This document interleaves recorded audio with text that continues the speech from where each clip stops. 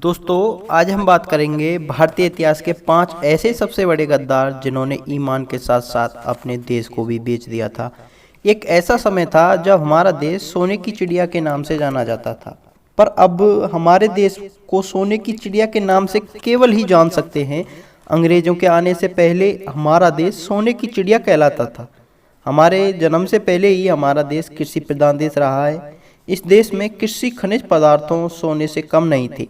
आज सब कुछ बदल गया है। इनका सबसे बड़ा और मुख्य कारण यह है कि हमारे देश पर कई बार आक्रमण हुए हैं और कई बार हमारा देश लूटा गया है। जी हाँ दोस्तों, आज हम आपको देश के सबसे बड़े 5 गद्दारों के बारे में बताने जा रहे हैं जिन्होंने देश से गद्दारी ही नहीं की, अब तो आज भी हमारा देश सोने की चिड़िया कहलाता।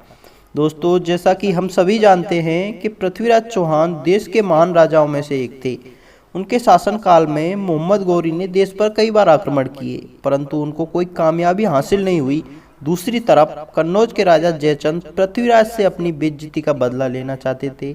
बाद में उसने मोहम्मद गौरी से हाथ मिला लिया और लड़ाई में उसकी मदद की थी। इसका परिणाम यह हुआ कि 1192 की तराइन की लड़ाई में मोहम्मद गौरी की जीत हुई और पृथ्वीराज चौहान हार गए थे। तो क्या आप जानते हैं कि मीर जाफर ना होता तो कभी भी अंग्रेजों के गुलाम नहीं बनते।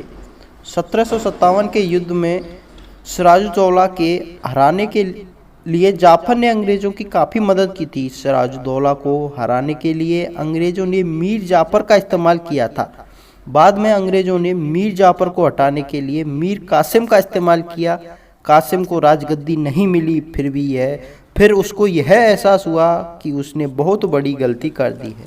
दोस्तों, जैसा कि हम सभी जानते हैं कि महाराणा प्रताप ने कभी भी मुगलों की गुलामी स्वीकार नहीं की थी, पर मानसिंह जैसे गद्दार ने पद के लिए खुद को मुगलों के हाथ बेच दिया था। भारत के महान योद्धा टीपू सुल्तान के साथ भी कुछ ऐसा ही हुआ था कि जब कोई भी अपना दुश्मन के साथ मिल जाए तो हमारी हार पक्की है। मीर सादिक टीपू सुल्तान के बेहद ही खास मंत्री था और वह एक दिन अंग्रेजों के साथ मिल गया। बाद में इसका परिणाम यह हुआ कि 1779 के युद्ध में टीपू सुल्तान को अंग्रेजों ने हरा दिया।